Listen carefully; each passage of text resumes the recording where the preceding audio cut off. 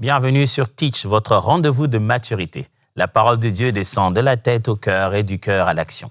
Vivre les Saintes Écritures est une des meilleures expressions de la vie d'un disciple de Jésus-Christ. La parole, c'est pour être vécue. Parlons justement de la parole de Dieu. Depuis un moment, nous sommes en train de parler ensemble de ce que Jésus est venu faire sur la terre. Qu'est-ce que Jésus est vraiment venu faire sur la terre? Quelles étaient les œuvres que Jésus a accomplies? Aujourd'hui, j'aimerais qu'on parle de son enseignement. Jésus est venu enseigner, pas n'importe de quelle manière, communiquer un enseignement qui contient la vie, une vie qui transforme les êtres humains. Imaginez-vous que vous êtes venu sur la terre avec l'objectif de parler aux hommes. Je pense que vous allez le commencer très tôt. Dès que vous avez un peu de langage, vous savez dire 2, 3, 4 choses, vous pouvez le dire. Vous commencez à parler très vite. Mais il a attendu. Il savait parler. Il commençait déjà à parler. 25 ans, 26 ans, 30 ans après, il s'est mis alors à enseigner. Qu'est-ce qu'il a mis dedans dans son enseignement qui a fait qu'après des milliers d'années, on continue toujours à parler de la personne, de ses œuvres et aussi de son enseignement. Alors, let's teach. Grandissons ensemble.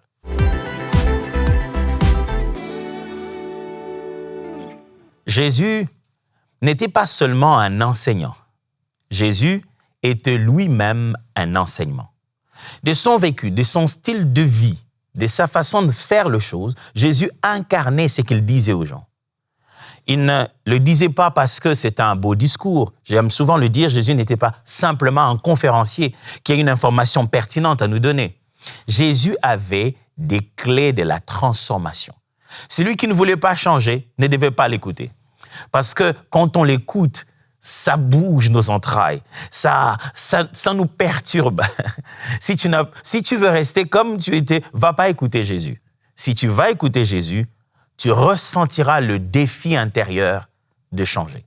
Il était si droit et si simple, si juste et si aimant, si rigoureux et plein de compassion. Cet équilibre parfait de l'amour de Dieu qui est exprimé en même temps dans sa rigueur, un Dieu qui s'efface et qui sauve en même temps.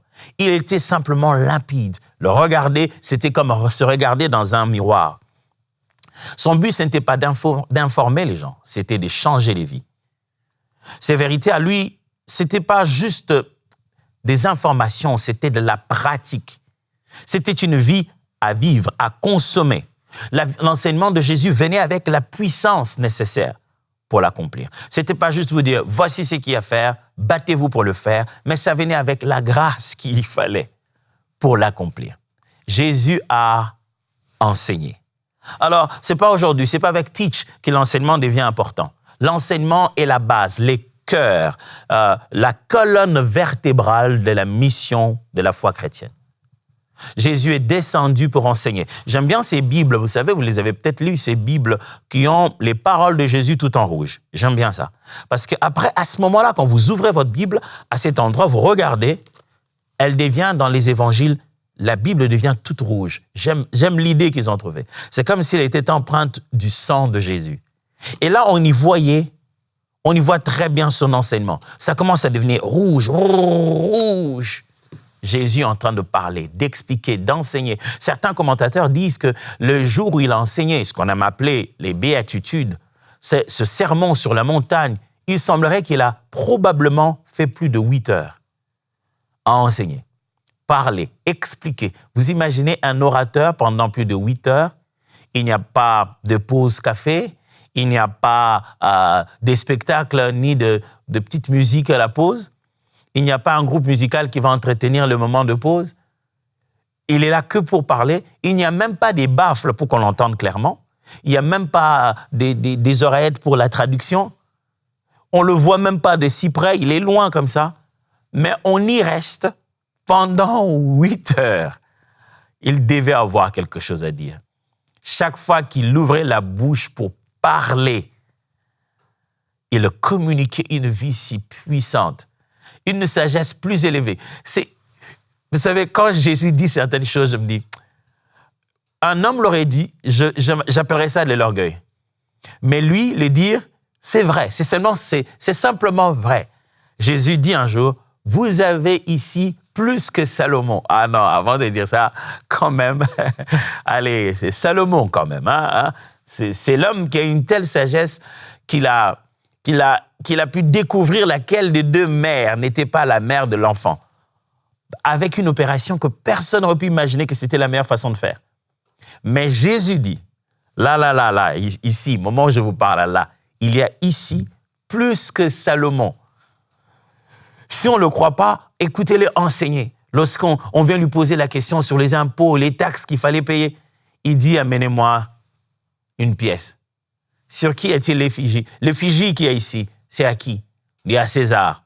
Alors il a remis et dit, écoutez, rendez à César ce qui est à César et à Dieu ce qui est à Dieu. Je dis, wow, là, il y a ici plus que Salomon. C'est trop fort, ça.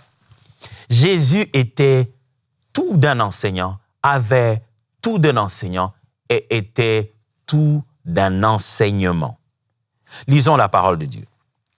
Matthieu chapitre 7, versets 24 à 27. C'est pourquoi quiconque entend ces paroles que j'ai dites et les met en pratique sera semblable à un homme prudent qui a bâti sa maison sur le roc. La pluie est tombée, les torrents sont venus, les vents ont soufflé et se sont jetés contre cette maison. Elle n'est point tombée parce qu'elle était fondée sur le roc. Mais quiconque entend ces paroles que j'ai dites et ne les met pas en pratique sera semblable à un homme insensé qui a bâti sa maison sur le sable. La pluie est tombée, les torrents sont venus, les vents ont soufflé et ont battu la maison. Elle est tombée et sa ruine a été grande. Jésus, en train d'enseigner, dit aux gens l'importance et la place de son enseignement. Il dit, les paroles que je vous dis, vous devez non seulement les recevoir, mais les mettre en pratique. Et il donne une image. À quoi ressemble la vie de quelqu'un qui l'écoute? Si tu écoutes Jésus et après l'avoir écouté, tu t'en vas tout oublier, Jésus dit, en fait, tu commets une erreur des bâtisseurs. Au lieu de bâtir sur le roc, de sorte que quand les temps durs vont venir, la pluie, le vent, et que tout ça va souffler, tu te maintiennes, eh bien, tu as préféré bâtir sur le sable. Il n'a pas dit que tu ne bâtis pas. Il a dit que si tu ne pratiques pas son enseignement, tu manques de poser la bonne fondation, le bon fondement. Dans les deux exemples, Jésus ne dit pas « celui qui ne pratique pas mon enseignement n'aura pas bâti ». Non. Il dit les deux. Si vous m'écoutez, ce que vous deux, vous m'avez écouté, et après votre vie, vous mettez à la bâtir, normal, vous bâtirez tous vos vies. Mais la différence de ces deux vies viendra de la fondation. Il y en a une qui bâtira sur du sable et il y en a une autre qui bâtira sur un fondement solide, sur un rocher. Ce serait quoi ce rocher? Le rocher serait Christ, son enseignement mis en pratique. Jésus démontre très bien par cette image le but de son enseignement. Le but de son enseignement, c'est une vie stable par la pratique. Retenez bien ça. Par cette image où il compare deux personnes en train de bâtir, l'un ayant la bonne fondation, l'autre la mauvaise, Jésus fait passer une idée forte ici. Il dit, mon enseignement, l'enseignement que je vous donne, c'est pour une vie stable par la pratique. Souvenez-vous, entre ces deux individus, entre ces deux bâtiments, la différence n'est pas l'écoute. Non, les deux ont entendu l'enseignement de Jésus. La différence, c'est la pratique. On obtient une vie plus stable par la pratique de la parole de Dieu. Aujourd'hui, les gens se plaignent, je veux de la stabilité. Selon Jésus, il dit, fais ce que j'ai dit, fais ce que j'enseigne, ta vie sera plus stable. La stabilité d'une vie par la pratique de l'enseignement de Jésus. Marc chapitre 1, versets 21 à 22. Une autre portion des Écritures à lire. Marc chapitre 1, 21 à 22. Lisons ensemble. Ils se rendirent à Capernaum et le jour du sabbat, Jésus entra d'abord dans la synagogue et il enseigna. Ils étaient frappés de sa doctrine car il enseignait comme ayant autorité et non pas comme les scribes. Allez, nous sommes au début du livre de Marc, de l'évangile selon Marc. Nous sommes encore au premier chapitre. Marc ne fait pas des généalogies de Jésus. Il va directement sur ce Jésus qui se met à travailler, qui se met à servir. Pour Marc, dans l'évangile de Marc, Jésus est vraiment au boulot. Il a pas le temps à perdre. Il est en train de travailler. Et tout de suite, dans les premiers chapitres de Marc, justement, l'évangéliste Marc, comme on aime l'appeler, veut tout de suite nous montrer que Jésus avait une signature particulière de son ministère. C'était quoi cette signature? L'exousia. Les shmeka en hébreu. Il avait une autorité différente dans ce qu'il faisait. Il avait un pouvoir autoritaire de l'auteur. Ce n'était pas un interprète d'un texte. C'était comme l'auteur qui parlait, qui défendait ses propres écrits. Si bien qu'il les disait et il le faisait.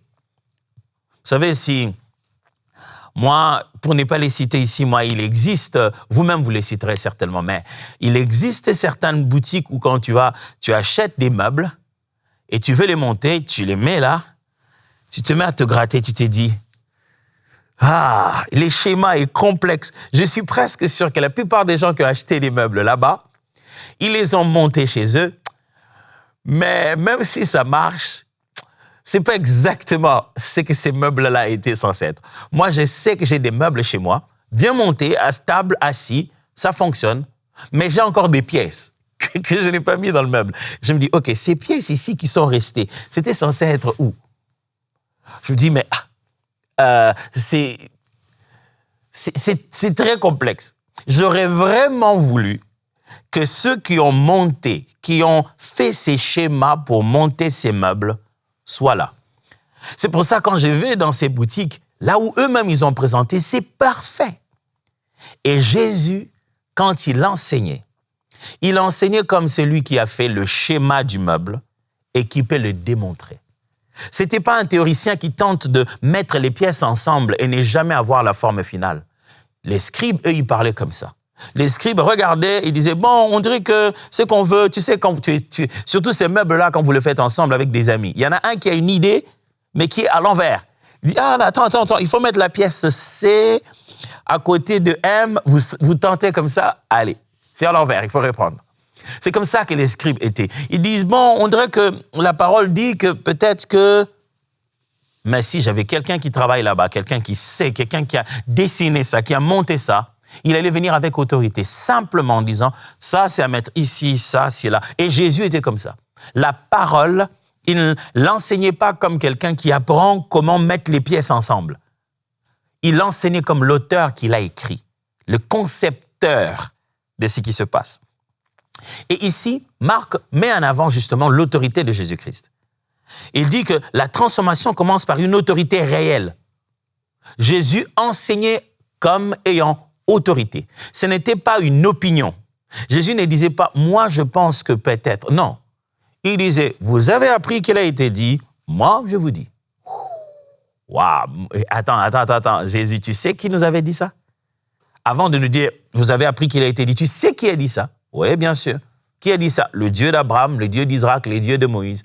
Maintenant que toi, tu nous dis ça, tu es Dieu, tu parles comme la même source, tu parles comme la même source qui est en train de clarifier le contenu qu'il avait expliqué. Ouais, il faut en avoir l'autorité. Et Jésus, il en avait. Troisième texte pour finir. Jean chapitre 8, versets 31 à 32. Jean chapitre 8, versets 31 à 32. Et il dit aux Juifs qui avaient cru en lui, « Si vous demeurez dans ma parole, vous êtes vraiment mes disciples. Vous connaîtrez la vérité et la vérité vous affranchira. » Quand la Bible dit « Juifs », surtout dans le livre de Jean, ne pensez pas au peuple d'Israël. Confondez pas les deux. Jésus enseigne dans plusieurs endroits pendant sa vie et cette partie de son ministère qu'il passe à enseigner en grande partie du côté de Jérusalem et autour des tribus de Juda, c'est ce que Jean explique ici. Jean prend en grande partie le moment où Jésus enseigne aux pratiquants du judaïsme. C'est pourquoi il les appelle les Juifs. Ceux à qui Jésus enseigne ici, ce ne sont pas des ignorants de la loi. Ce sont des gens qui vivent encore, qui sont restés fidèles à la parole de Dieu, fidèles à la pratique de l'alliance de Dieu avec son peuple. Et quand quelqu'un quitte le judaïsme pour croire en Jésus, un juif qui croit en Jésus, il a certainement vérifié son texte. Et Jésus parle maintenant aux Juifs qui avaient cru en lui. N'oubliez pas, quand vous lisez les livres de Jean, vous voyez comment il s'élève contre Jésus. Il dit, comment toi qu'un homme qui t'est fait, tu dis que tu es Dieu et tout. On sent que c'est intense. Il ne laisse pas lui le temps. Ils contredisent, ils disent des choses. Mais quelques Juifs, néanmoins, ont cru en lui. Alors, ils ont cru à son enseignement et à sa parole. Et à eux, il dit, si vous voulez rester mes disciples, vous devez demeurer en moi et vous connaîtrez la vérité. La vérité vous affranchira. Jésus montre des gens que l'enseignement qu'il est en train de donner, c'est pour la liberté. La finalité de tout ce que je vous dis, c'est pas seulement pour que vous puissiez bien aimer mes interventions, mais puissiez aboutir à une liberté. D'ailleurs, la suite de ces textes montre que les Juifs commencent à se dire, mais nous sommes libres, nous sommes des fils d'Abraham, nous sommes libres, nous sommes esclaves de personne. Ils ne comprenaient même pas encore ce qu'il était en train de leur dire. L'enseignement de Jésus. Jésus est venu sur la terre avec un but. Et dans ce but-là de sa venue sur la terre, se trouve le but d'enseigner, de donner une parole transformatrice. Mais cette parole était faite de quoi? Sans avoir l'idée ici d'enseigner, de revenir sur chaque enseignement de Jésus, j'aimerais vous dire 3 choses qui constituaient la substance de la qualité de son enseignement. Premièrement, l'autorité. Oh, il était clair. Jésus ne donne pas son opinion, là. Jésus révèle la réalité de Dieu. Quand Jésus enseignait, je venais de vous en donner l'exemple tout à l'heure, il exposait les choses telles qu'elles sont censées être. En fait, telles qu'elles le sont en réalité. Jésus ne leur disait pas, en fait, il y a une possibilité, vous savez, on aurait pu aussi. Non, Jésus leur dit, voilà comment c'est. Voici comment les choses sont censées être. Et la source d'autorité. Peut-être que quand je dis autorité, vous pensez à autre chose. Aujourd'hui, lorsque les hommes donnent autorité à un document commun, par exemple, la Constitution, le code de la route. Alors, vous roulez et il y a un stop, vous dépassez.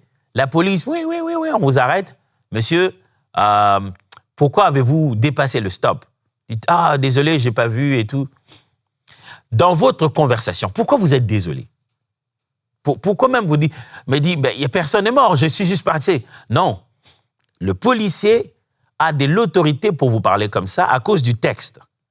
Il dit, il est écrit que tu ne dois pas passer comme ça. Pourquoi je ne dois pas passer comme ça? Parce qu'on s'est convenu que pour la sécurité ensemble, on devait regarder un peu avant de passer. Et pour ça, on a mis ça dans un texte que toi, tu es censé obéir et moi, je suis censé veiller que tu ne désobéisses pas. Mais on se dirait, mais ce sont des hommes comme nous qui l'ont fait. Oui, ils l'ont fait pour le bonheur de tous. Mais Jésus ne parlait pas comme le policier d'un texte, en se disant, je vais juste sur une parole. Non, Jésus parlait comme l'auteur du texte. Il incarnait l'autorité. Regardez maintenant là où ça avance. Le policier te dit, écoute, et toi tu expliques au policier, écoutez, j'ai pas vu, j'étais tellement pressé. Ou alors tu lui dis, c'est pas que j'ai pas voulu m'arrêter, mais j'ai tenté de freiner à cause du verglas. Il fait, vous savez, chez nous ici, le verglas, il te fait faire quelques centimètres que t'as pas prévu. Hein. Toi, t'as freiné, mais les pneus n'ont pas à 100% freiné. Il dit, j'ai tenté de freiner, mais ça m'a juste fait pousser là-bas.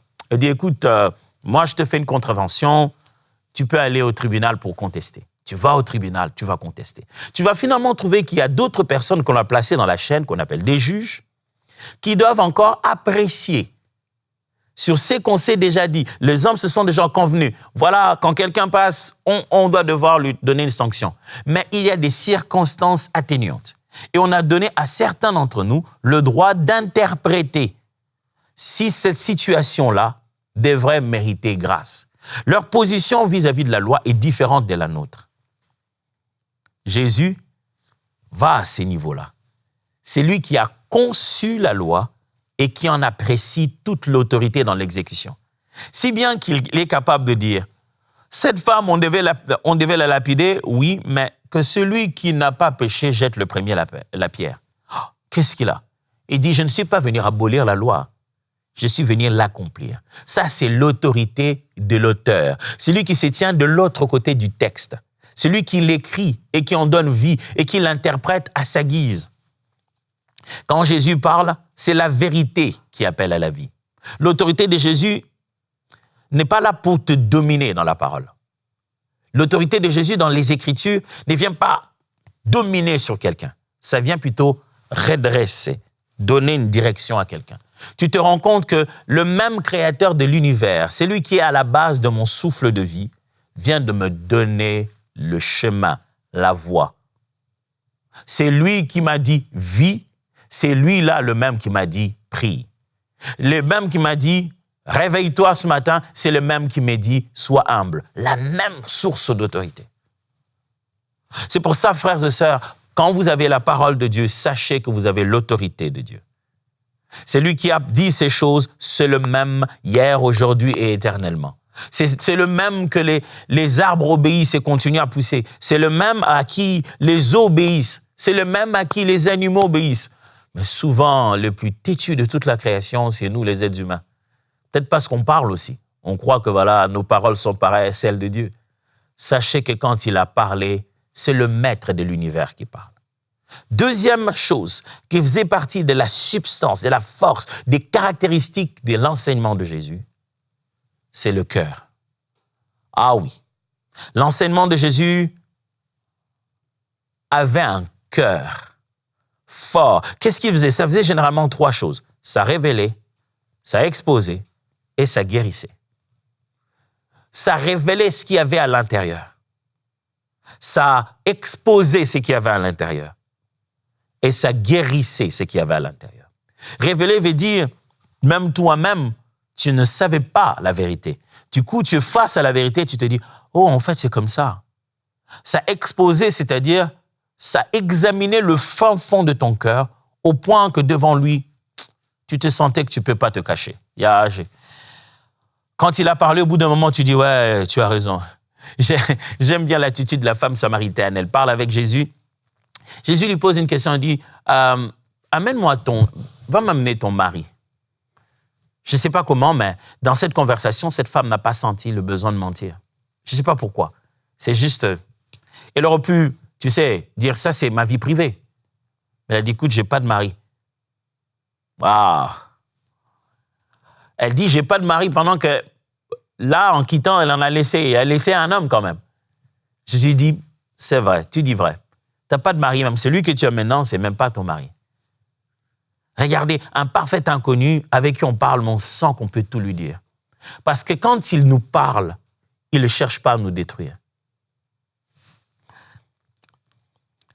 Je fais cette pause parce que je me rends compte qu'aujourd'hui à l'Église, nous, prédicateurs, des fois, nous ne portons pas la parole de Jésus avec cœur. Des fois, elle sert d'une arme pour torpiller quelques personnes que nous pensons être moins saints que nous.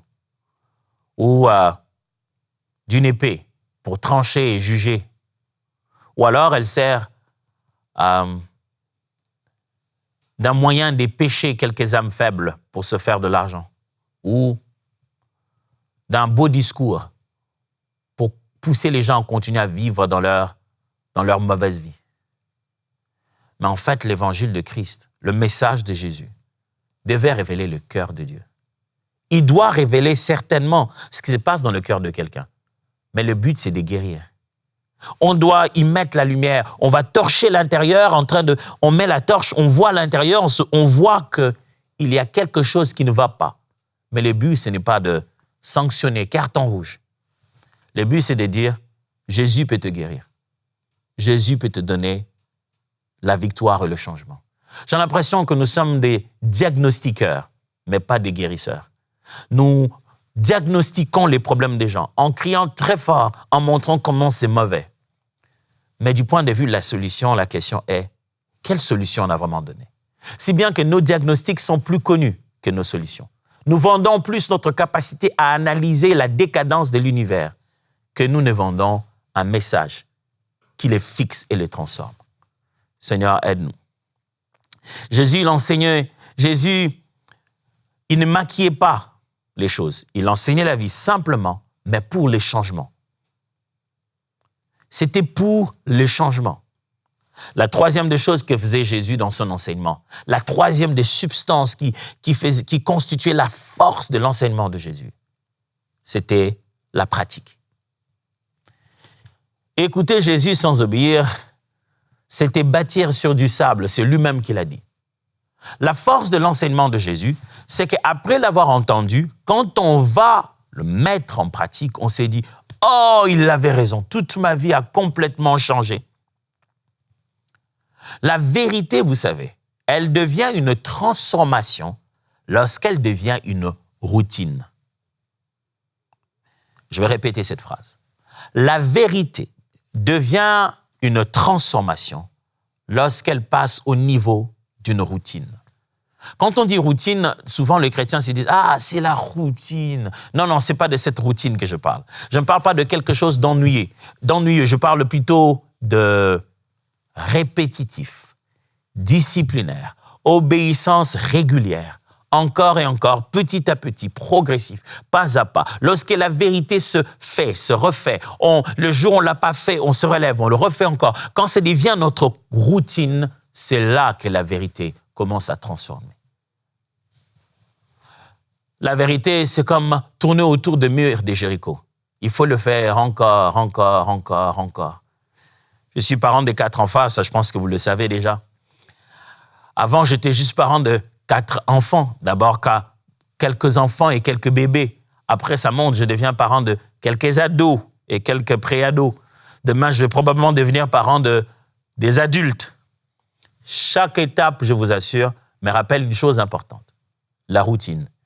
Une fois ne suffit pas. Il faut le dire encore et encore. Il faut le dire avec sourire, le dire avec rigueur, le dire en criant, le dire doucement, le dire en aparté, le dire en public. Dire la même chose, c'est fatigant. C'est fatigant. Mais je t'avais dit hier, qu'est-ce que tu n'as pas compris? Et tu vois la personne est juste calme à ne rien dire. Tu dis, mais il y a des jours où tu te dis, il y a quelque chose dans la tête des enfants. Jusqu'à ce que je me dis, wow, si les enfants sont malades, c'est que moi, j'étais malade aussi. Et nous, enfants de Dieu, nous sommes dans la même situation. Il faudrait encore écouter la parole jusqu'à ce que ça entre dans notre fort intérieur. Qu'est-ce que nous avons appris aujourd'hui? Nous avons appris que Jésus était venu sur la terre pour enseigner, mais une parole qui transforme. Ça signifie quoi? Ça signifie que la parole de Jésus était dotée de 3 choses. Premièrement, de son autorité. Deuxièmement, du cœur. Et troisièmement, de l'aspect pratique. Voici les défis pour la journée d'aujourd'hui et le reste de cette semaine. Quel enseignement de Jésus vas-tu pratiquer pendant 7 jours? Et quels fruits veux-tu voir à la fin de la semaine? Regarde dans ta Bible, regarde dans l'enseignement de Jésus. Dis-toi, Jésus a enseigné ça. J'aimerais intentionnellement me mettre à pratiquer ça durant toute la semaine, 7 jours. Dis-toi, c'est vrai que nous vivons la parole de Dieu, le prédicateur a prêché, mais je vais aller moi-même dans les Écritures, je vais choisir ça. Jésus a dit ça, je vais pratiquer ça. Je vais veiller sur moi-même, je vais être sûr que je ferai ça pendant 7 jours. Et quel est le fruit que tu attends après tout ça?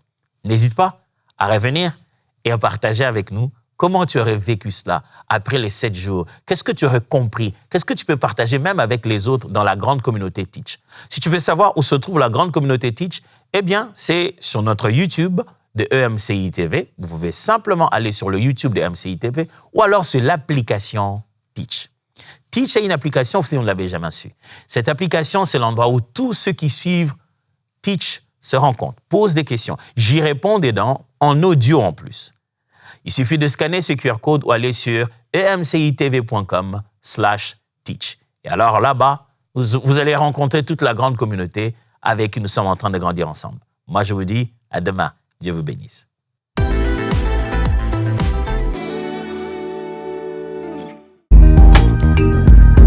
Merci à tous nos précieux partenaires grâce auxquels cette émission a pu être réalisée. Vous aussi, rejoignez la grande famille des partenaires de EMCI TV en faisant un don sur emcitv.com/don.